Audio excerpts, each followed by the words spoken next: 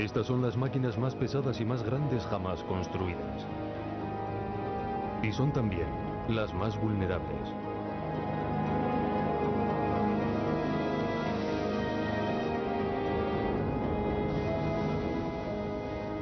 Todos los meses se hunde un barco del tamaño del Titanic.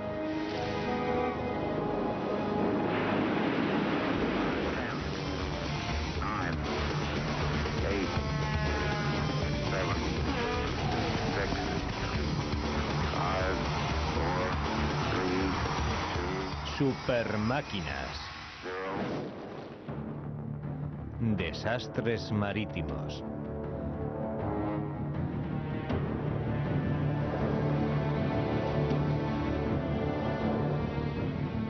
El mar es un lugar peligroso.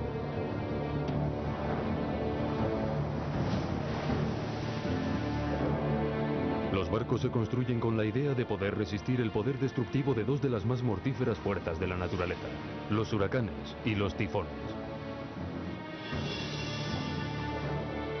Los pasajeros y la tripulación están poco o nada protegidos cuando se desencadena un desastre, casi siempre sin previo aviso.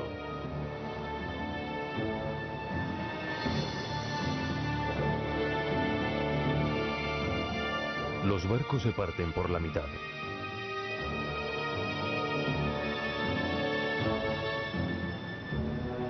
Se inundan y vuelcan.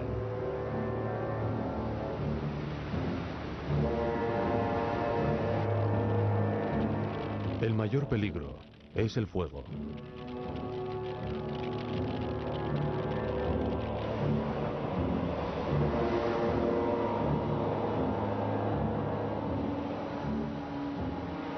Abandonar el barco es el último recurso. El mar es un asesino mortal.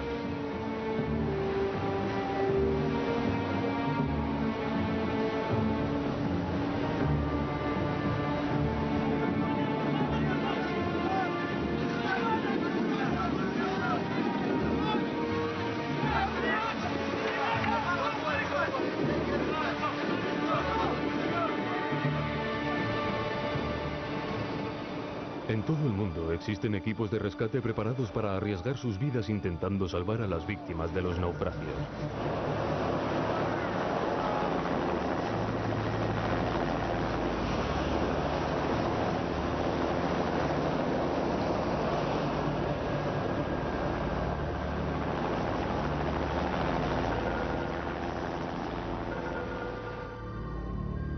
Incluso cuando el mar está en calma, el más pequeño error puede desencadenar una tragedia. Los ferries y transbordadores transportan millones de personas y vehículos todos los años. Sus gigantescos aparcamientos para coches tienen grandes puertas a ambos extremos del barco. Los coches y camiones pueden entrar por la popa y salir por la proa, apenas unos minutos después de atracar. Su diseño es simple y eficaz. Pero este diseño de aparcamiento abierto por ambos extremos puede ser mortal, y fue el causante del mayor desastre marítimo británico en tiempo de paz, desde el hundimiento del Titanic.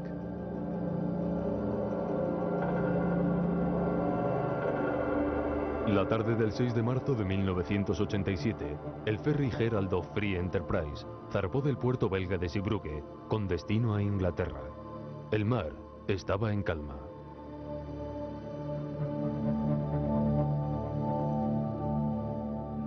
El barco transportaba 500 pasajeros. Harry Bispham estaba a bordo y se disponía a cenar. Tras haberme servido en la zona de autoservicio de la cafetería, me dirigí hacia donde estaba la caja. Y mientras el cajero preparaba mi cambio, se me cayó una copa de la bandeja.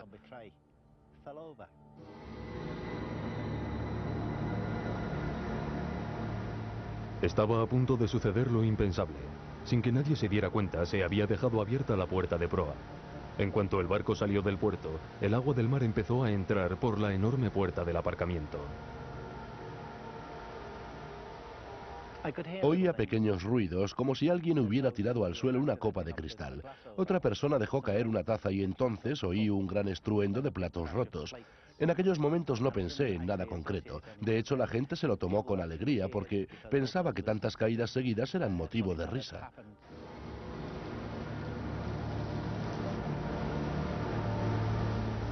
A medida que el agua iba entrando en el barco, este se iba escorando más y más.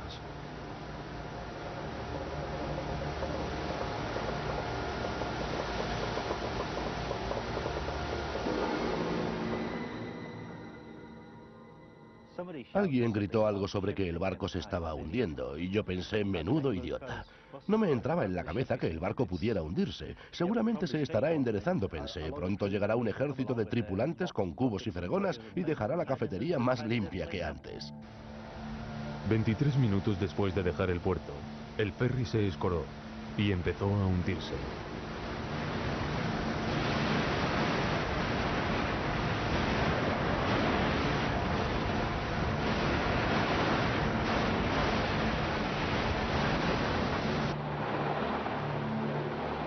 El agua solo tenía una profundidad de 9 metros. Cuando el Herald of Free Enterprise alcanzó el fondo, un tercio del barco seguía aún encima del agua. Los equipos de rescate tardaron 15 minutos en llegar al barco e intentaron desesperadamente salvar a la gente que se había quedado atrapada en su interior. Pero mucha gente ya estaba muerta. No habían muerto ahogados, sino aplastados.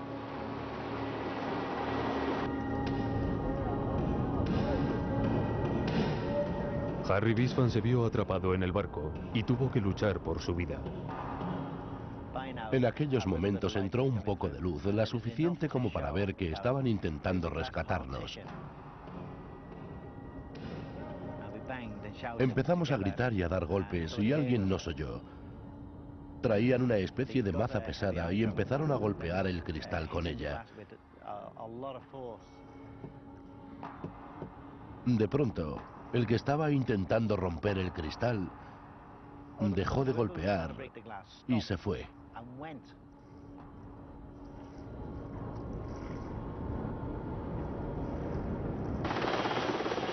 En medio de aquel caos, los equipos de rescate volvieron y consiguieron llegar donde estaba Harry Bispham a través de un ojo de buey. Alguien me lanzó una cuerda a través de un ojo de buey roto y entonces supe que tenía una buena oportunidad de salir vivo de allí. Harry Bispham lo consiguió, pero muchos otros no tuvieron tanta suerte. El desastre del Herald of Free Enterprise se cobró 193 vidas, por culpa de un simple error. Había salido al mar con la puerta de proa abierta.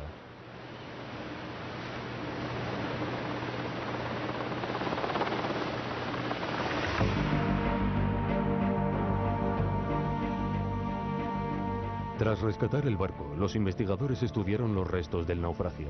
La tienda y la cafetería donde quedó atrapado Harry Bispham estaban en ruinas.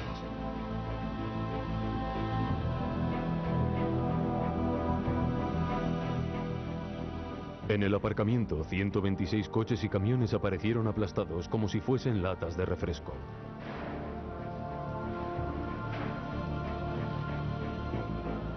Fue un desastre que nunca debió haber ocurrido. Los ingenieros navales saben desde hace años que basta con que una pequeña cantidad de agua entre dentro de un barco para que éste se desestabilice en cuestión de minutos.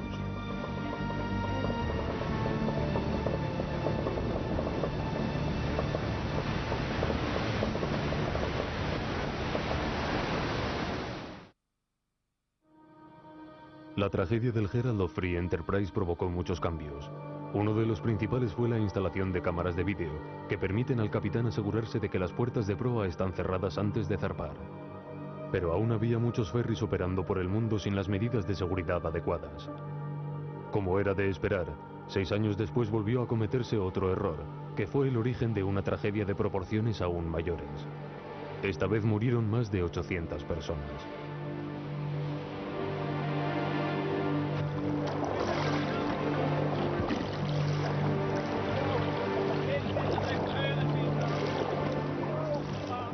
Los botes salvavidas suelen estar cubiertos para proteger a los supervivientes del viento y el agua. Pero hay un problema. En alta mar, estos botes pueden volcar.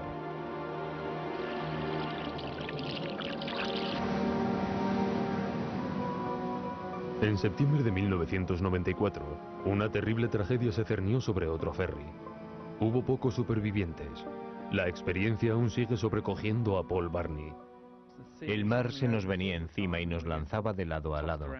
Dentro del bote salvavidas se vivía un auténtico caos y algunas personas estaban empezando a morir de hipotermia. Paul Barney estaba viajando en el ferry Estonia, en una travesía nocturna que iba a llevarle desde el puerto estonio de Tallinn a Estocolmo. En el ferry viajaban casi 1000 personas.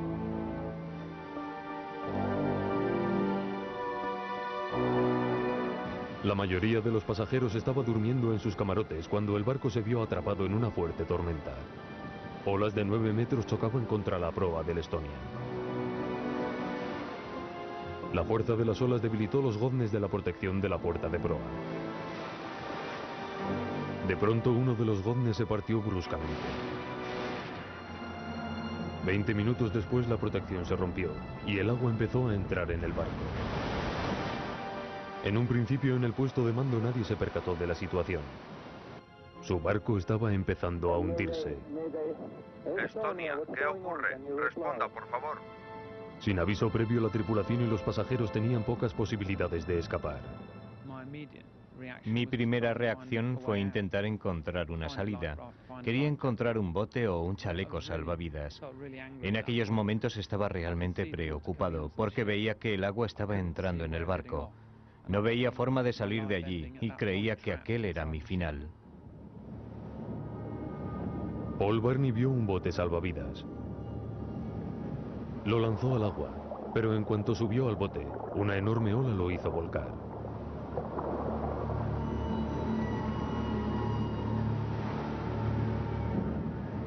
Todo lo que él y sus 15 compañeros podían hacer era subir a duras penas al bote volcado. Estábamos rodeados de un gran número de personas que gritaban e intentaban subirse a los botes. La gente estaba histérica. La situación era verdaderamente caótica.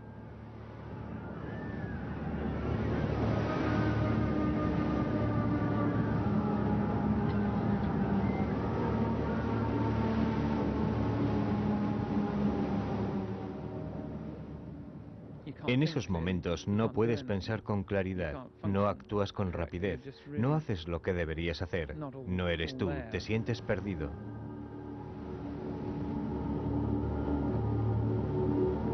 El frío no tardó en hacer descender las temperaturas corporales y en ralentizar el sistema nervioso. De pronto los músculos dejan de funcionar. Se produce la hipotermia.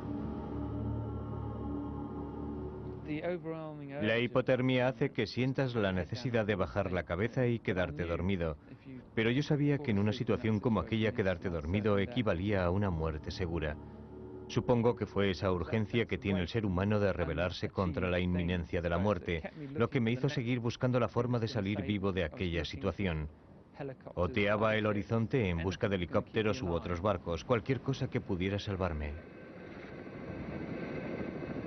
Finalmente, después de 6 horas y media en aquel océano helado, un helicóptero de rescate encontró a los supervivientes. Pero solo 6 de los 16 ocupantes del bote sobrevivieron a aquella noche. Todo lo que puedo recordar de esos momentos es que mandé a todos los demás por delante de mí porque pensaba que yo aún podía aguantar un poco más. El tiempo de supervivencia en esas condiciones rara vez supera las 2 horas. La supervivencia de Paul Barney fue una especie de milagro. ¿Está bien? Sí, tengo suerte de estar vivo. Sí. 137 personas sobrevivieron al naufragio. 852 murieron.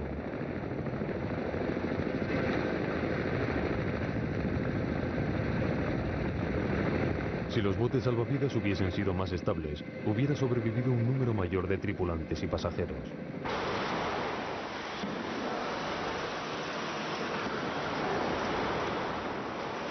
Nueve meses después del naufragio del Estonia, un nuevo tipo de bote salvavidas vio la luz en Belfast, Irlanda del Norte. Su inventor se había visto tan afectado por el desastre que creó un bote salvavidas llamado el Arca Marina, diseñado para resistir las condiciones más adversas. Pensé que fueran las que fueran las condiciones del naufragio, los botes salvavidas deberían salir siempre a la superficie y estar en condiciones de ser utilizados. A diferencia de los botes convencionales, este enorme bote salvavidas de 6,5 metros está diseñado para ser totalmente funcional incluso si está completamente volcado. La parte inferior y superior son idénticas, por lo que es operativo en ambas posiciones. A lo largo de 18 meses fue probado en 26 ocasiones.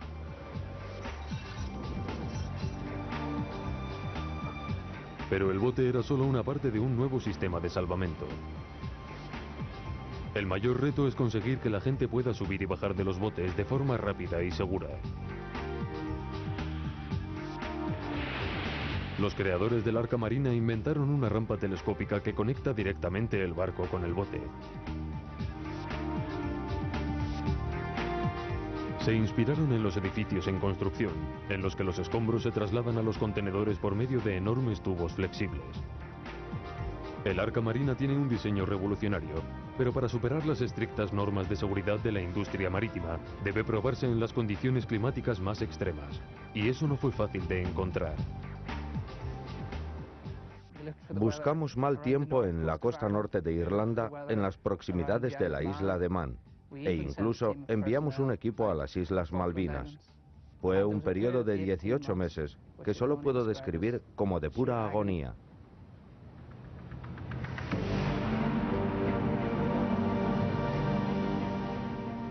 Finalmente su suerte cambió. La mañana de un domingo de 1998, en la costa atlántica de Irlanda, encontraron la tormenta perfecta. Apagaron el motor del barco para simular que estaba averiado.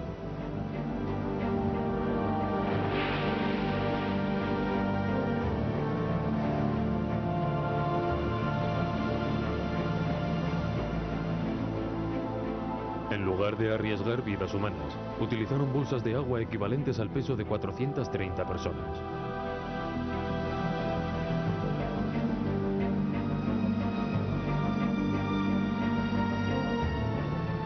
El Arca Marina tuvo un comportamiento magnífico.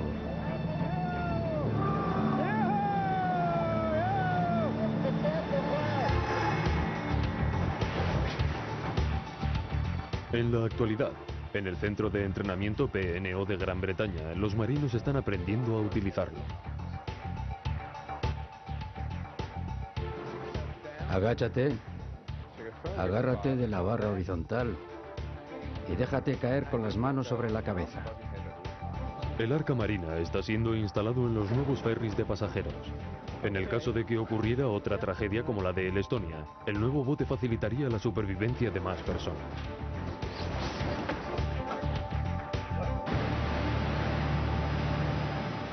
Pero algunos desastres son tan catastróficos que no hay ninguna posibilidad de evacuación. Los incendios son la catástrofe más temida en alta mar. En los últimos 10 años, más de 1000 personas han muerto por culpa de un incendio. A pesar de estar rodeados de agua, combatir un incendio a bordo de un barco es extremadamente difícil. Con frecuencia no existen sistemas básicos de seguridad, tales como los sistemas rociadores, que son obligatorios en los edificios.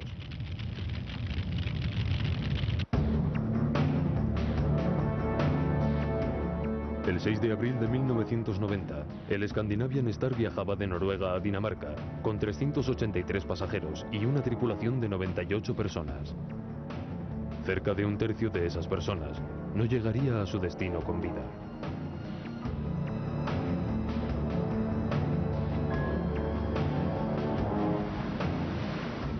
En mitad de la noche, se inició un incendio en un remoto pasillo de una de las cubiertas del barco. Jan Hersen, de 29 años, estaba durmiendo en su camarote con su mujer embarazada, Christine, y Halvard, su hijo de 18 meses. Christine fue la primera en oler el fuego. Recuerdo que alguien intentaba despertarme. Era Christine. Recuerdo que dijo, Jan, debes levantarte y ocuparte de Halvard, porque hay un incendio. El humo empezó a inundar los pasillos. Christine salió corriendo en busca de aire fresco.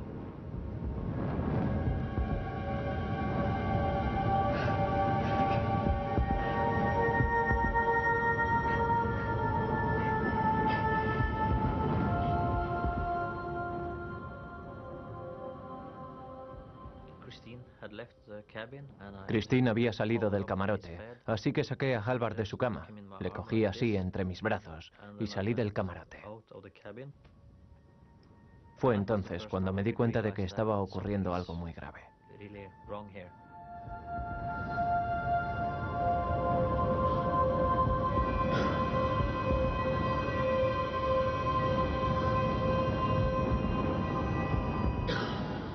Por suerte, Jan encontró unas escaleras que le condujeron a una cubierta, pero no encontró a su mujer. Recuerdo que empecé a gritar su nombre. Intenté volver a bajar por las escaleras, pero recuerdo que había tanto humo que no pude pasar. Era como atravesar una catarata de humo.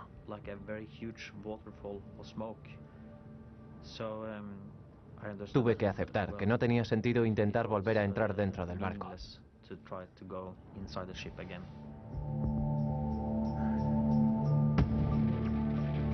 El fuego iluminaba el cielo nocturno.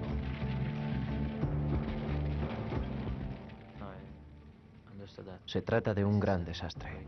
Es terrible. La gente está muriéndose.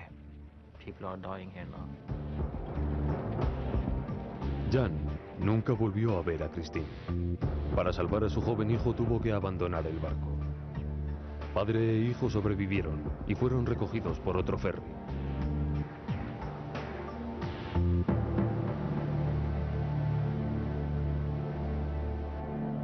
Todavía en llamas, el Scandinavian Star fue remolcado a un puerto sueco. Los bomberos consiguieron apagar el fuego 2 días después.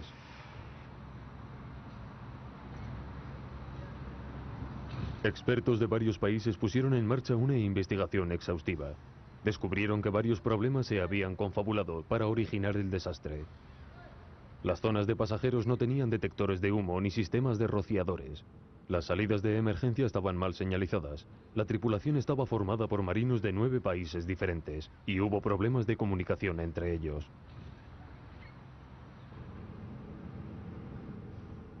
El coste en vidas humanas fue terrible. De las 481 personas que viajaban a bordo, murieron 158, incluidos 29 niños.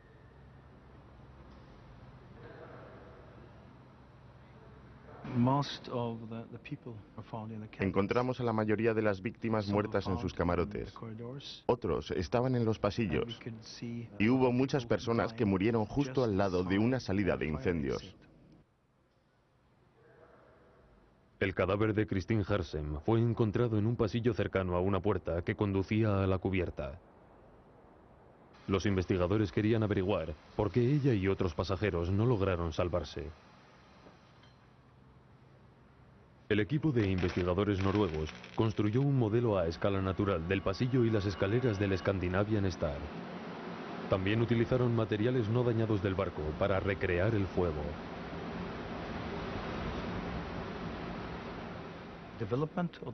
El desarrollo del fuego fue una auténtica sorpresa para nuestros investigadores. El fuego fue mucho más intenso de lo que esperábamos. Los investigadores se quedaron horrorizados ante lo que descubrieron. La delgada capa de plástico que cubría los pasillos no solo era altamente inflamable, sino que emitía gases venenosos. El plástico quemado emitía 2 ingredientes letales, monóxido de carbono y ácido cianhídrico.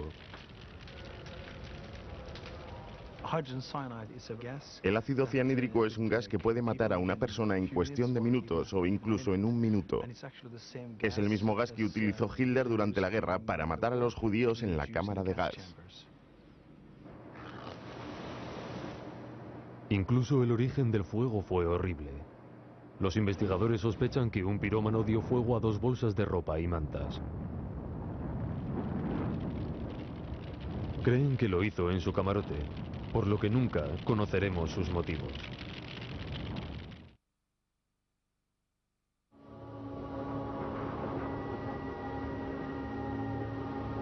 Las plataformas petrolíferas son uno de los lugares más peligrosos del planeta para vivir y trabajar. Un accidente puede convertir estas gigantescas estructuras metálicas en una trampa mortal.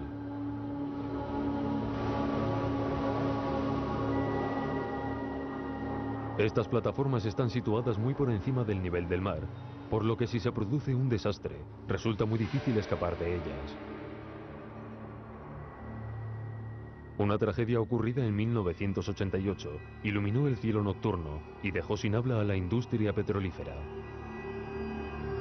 La plataforma Piper Alpha está situada a 200 kilómetros de la costa este de Escocia, en pleno Mar del Norte.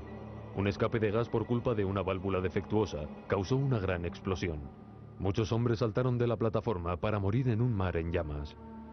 Solo 62 de las 229 personas de la plataforma lograron sobrevivir. Pero si se hubiera instalado un sistema de salvamento, se hubieran salvado muchas vidas.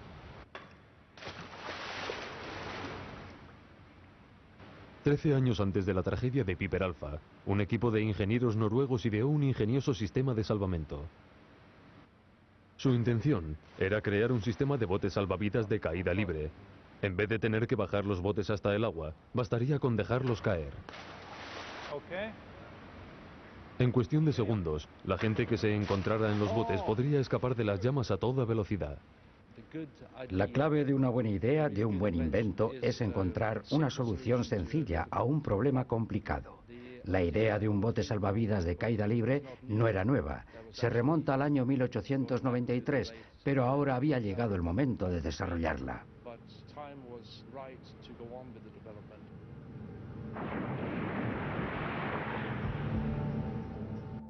En 1975, el Instituto Noruego de Investigación de Barcos probó su primer bote salvavidas de caída libre. El primer lanzamiento fue una experiencia a prueba de nervios. Los voluntarios estaban preparados para caer al agua a una velocidad de 70 kilómetros por hora. Uno de los inventores, Per Bereniskjold, esperaba ansioso el viaje más importante de su vida. Resultaba realmente excitante oír todos los ruidos que hacía el bote cuando resbalaba por el tobogán.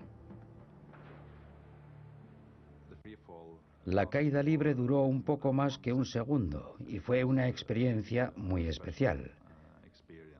Lo cierto es que el amerizaje ocurre tan deprisa que no tienes tiempo de enterarte.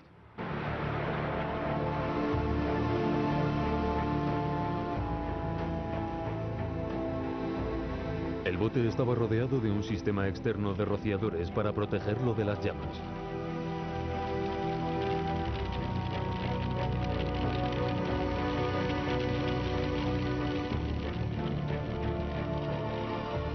Las plataformas petrolíferas están a mucha más altura que los 20 metros a los que se realizó la prueba. En 1981 el bote salvavidas de caída libre fue modificado y pasó la última gran prueba. Una caída desde una altura de 40 metros.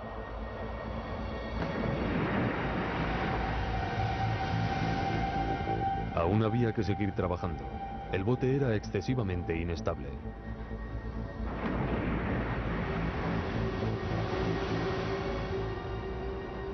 Finalmente lo hicieron bien. Cambiaron el centro de gravedad ajustando el diseño del casco. El nuevo bote estaba listo para entrar en acción.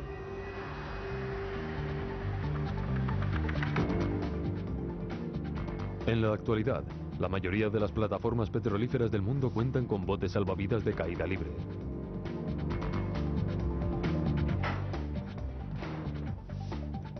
En el centro Nutek de Noruega, el entrenamiento de caída libre es obligatorio para todos aquellos que quieren trabajar en el mar.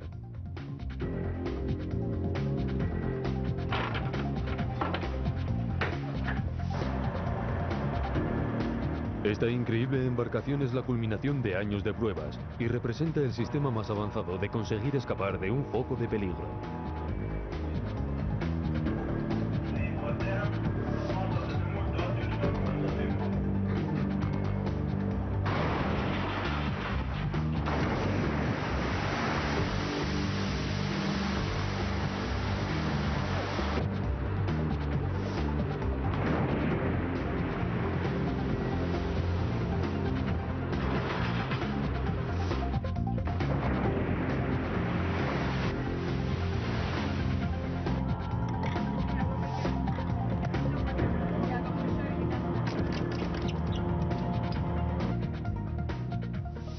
Pero los desastres marítimos no solo cuestan vidas humanas, también pueden hacer mucho daño al medio ambiente.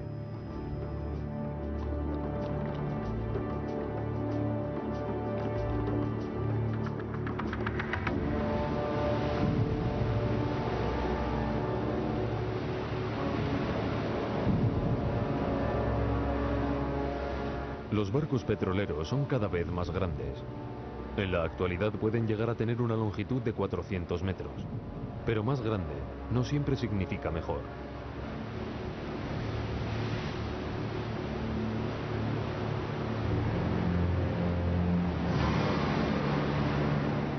Cuando estos gigantes chocan o quedan encallados, pueden devastar el medio ambiente. Durante los últimos 30 años se han producido más de 36 grandes fugas de petróleo.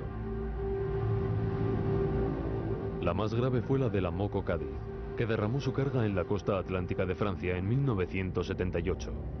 La marea negra destruyó 200 kilómetros de costa y arruinó la industria pesquera de la región. De pronto, todo el mundo empezó a cuestionarse la seguridad de estos superpetroleros. Pero fue después de que Estados Unidos sufriera un gran desastre medioambiental, cuando la industria petrolera accedió a cambiar el diseño de sus barcos. En 1989, el Exxon Valdez realizaba una travesía de Alaska a California. En el estrecho Prince William, el capitán Ed Hasselwood dio orden de cambiar el rumbo para evitar el hielo. Eso hizo que el barco se colocara a menos de 1 kilómetro de unas peligrosas rocas sumergidas, conocidas con el nombre de Arrecife Bligh. El capitán Hasselwood se retiró a su camarote y dejó el superpetrolero en manos del inexperto tercer oficial. El tercer oficial perdió 6 minutos y medio antes de iniciar el cambio de rumbo. En cuanto inició el cambio de rumbo, se dio cuenta de que algo iba mal, y es que se dirigía directamente al área del Arrecife Bligh. El tercer oficial iba camino de colisionar con los arrecifes sin tiempo de evitar el desastre. Llamó al capitán para informarle de que algo iba terriblemente mal. Pero antes de colgar el teléfono, el barco ya había chocado con los arrecifes. El capitán subió al puente y empezó a lanzar órdenes al piloto para maniobrar el barco e intentar liberar el casco que había encallado en los arrecifes. Los arrecifes provocaron un corte de 180 metros en el casco del barco, del que empezó a manar petróleo. El capitán puso en marcha el motor e intentó seguir maniobrando el barco para liberarlo de los arrecifes. Estas maniobras continuaron durante más de 1 hora. El capitán del superpetrolero informó de que había encallado, pero la respuesta de los guardacostas no fue lo suficientemente rápida. Nos acercamos al petrolero a poca velocidad debido a las capas de hielo. El viento nos trae un fuerte olor a petróleo. Horas después del accidente, 2 agentes del servicio de guardacostas subieron a bordo del petrolero encallado y empezaron a interrogar al capitán Hasselwood.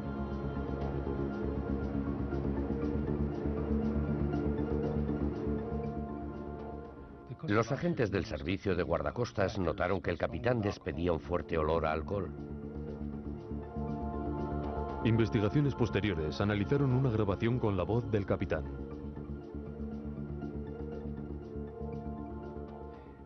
Analizamos la grabación para ver si su voz correspondía a la de una persona que estuviera bajo los efectos de una intoxicación etílica. Y nuestros estudios demostraron que su voz, las inflexiones de su voz y la velocidad a la que hacía ciertos sonidos correspondían a la de una persona intoxicada. El capitán Hasselwood fue condenado por un delito marino menor, pero su defensa consiguió incluso anular esa mínima condena, alegando que las pruebas de la acusación no eran consistentes. El desastre causó la mayor marea negra sufrida jamás por la costa de América del Norte. Casi 1.700 kilómetros de la costa de Alaska se vieron cubiertos de petróleo. La marea negra mató a cientos de miles de peces y animales marinos.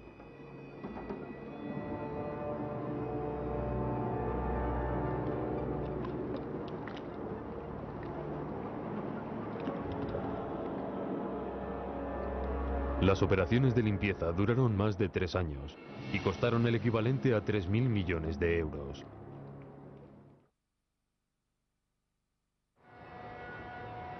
El casco del Exxon Valdez solo tenía una capa de metal para proteger su cargamento.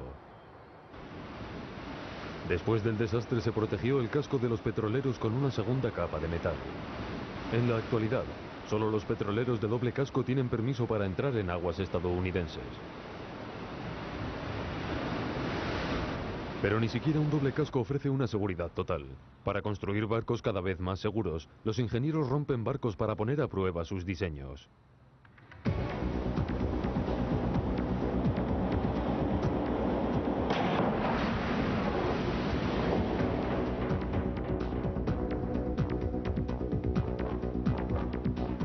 Esta embarcación está equipada con un ariete. Su objetivo es un supuesto petrolero construido con un casco doble experimental.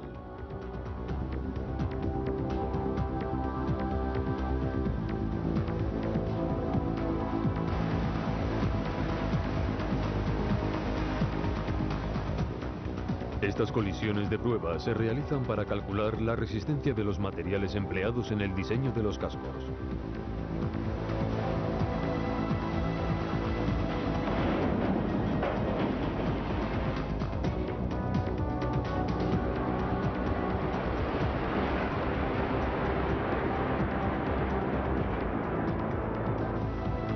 Posteriormente se probó otro casco doble experimental, esta vez construido en acero reforzado. Muy bien, todo preparado para el impacto.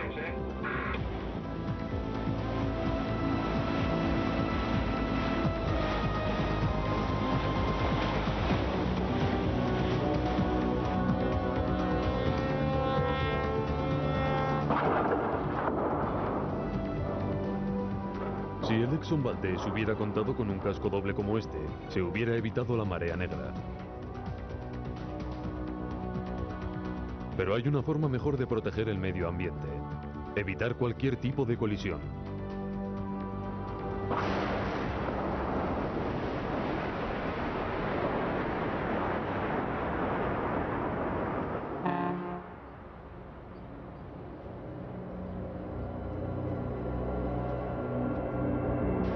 En el puerto de Nueva York, las patrullas de guardacostas tienen la misión de mantener seguras las concurridas aguas del puerto.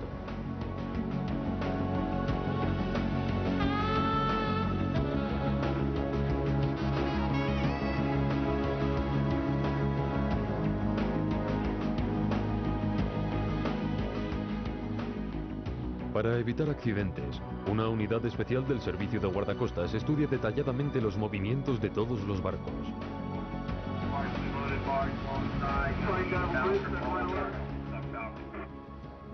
Empezamos después del desastre del Exxon Valdez, porque nos indujo a sacar adelante una serie de iniciativas que hicieran que la navegación en unos puertos que deben soportar un gran tráfico marítimo sea lo más segura posible.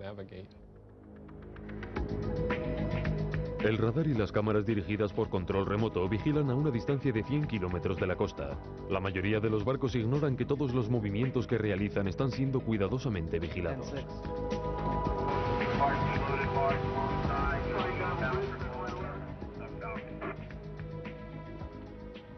La mayoría de los barcos que navegan por el puerto de Nueva York ignoran que podemos seguir todos sus movimientos.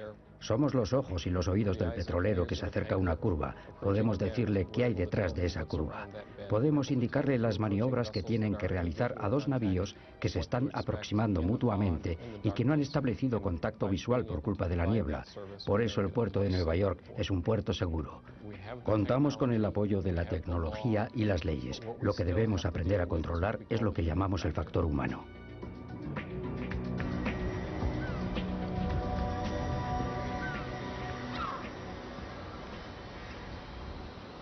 Una mejora en el entrenamiento de los capitanes de barco es la mejor forma de evitar estas colisiones mortales.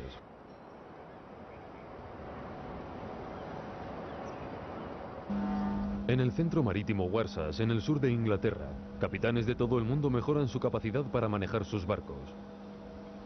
Estos navíos en miniatura pueden representar desde un gran carguero a un superpetrolero. Vuelva a realizar el recorrido, por favor. Debe virar al final del canal y realizar una maniobra de paso, pero esta vez rojo sobre rojo. Pueden parecer barcos de juguete, Pero son máquinas tecnológicamente muy avanzadas. Estos modelos de 5 toneladas están controlados por ordenador y simulan la respuesta del motor de un barco real. El objetivo de estas prácticas es mejorar el manejo de los barcos. Pretendemos que los capitanes y los pilotos tengan la oportunidad de realizar distintas maniobras, prueben distintas formas de atracar e intenten cosas que nunca se atreverían a hacer con un barco de verdad. Y si funciona o no funciona. A diferencia de los coches, los barcos no llevan sistema de frenado. Los capitanes deben planear sus maniobras con varias millas de antelación. Un superpetrolero puede necesitar hasta 3 millas para detenerse por completo.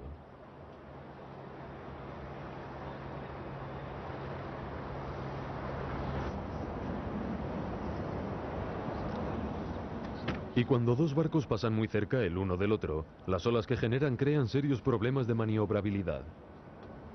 En esas condiciones no es difícil que el capitán pierda el control del barco.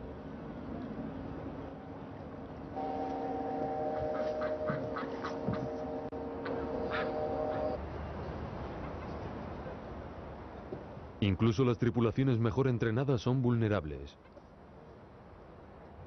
En la última década, se han hundido miles de barcos. Muchos de ellos desaparecen sin dejar rastro.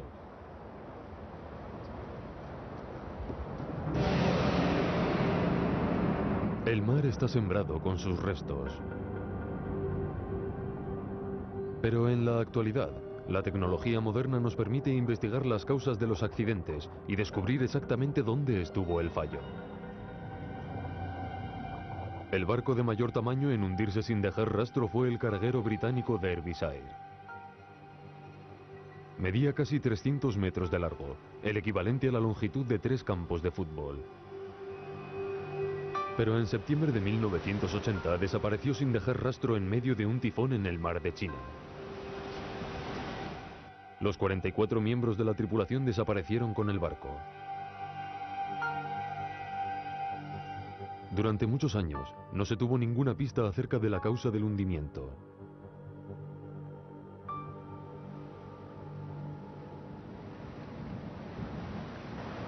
Pero en 1997, el Instituto Oceanográfico Woods Hole de Massachusetts utilizó su tecnología para reunir todas las pruebas posibles. La expedición envió un sumergible controlado por control remoto y equipado con cámaras de vídeo y luces. El sumergible descendió 4.000 metros para grabar los restos del barco.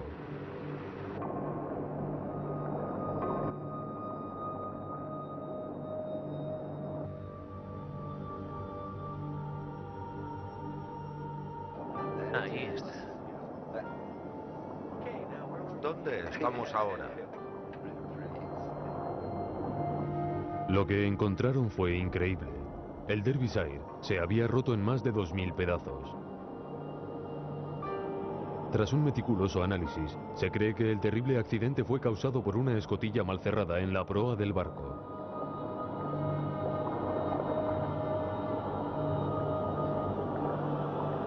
Miles de toneladas de agua penetraron por la escotilla y el barco empezó a hundirse. Finalmente, la presión del mar fue tan grande que hizo implosionar el barco.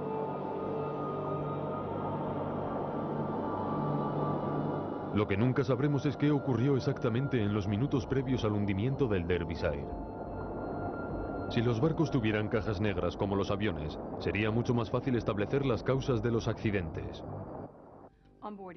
En los aviones contamos con la información grabada del plan de vuelo y con la grabación de las voces de la cabina del piloto. La mayoría de las cosas que ocurren durante un vuelo quedan grabadas y pueden ser recuperadas y evaluadas después de un accidente. Pero ese es un lujo con el que no contamos en los barcos. Esperamos que en el transcurso de los próximos años se puedan instalar grabadores de las incidencias de la travesía a bordo de los barcos para poder disponer de mayor información sobre los motivos de cualquier tragedia.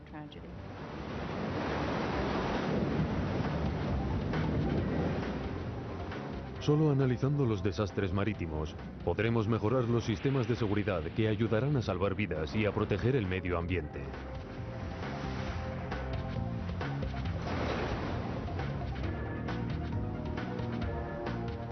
Navegar por alta mar nunca será seguro.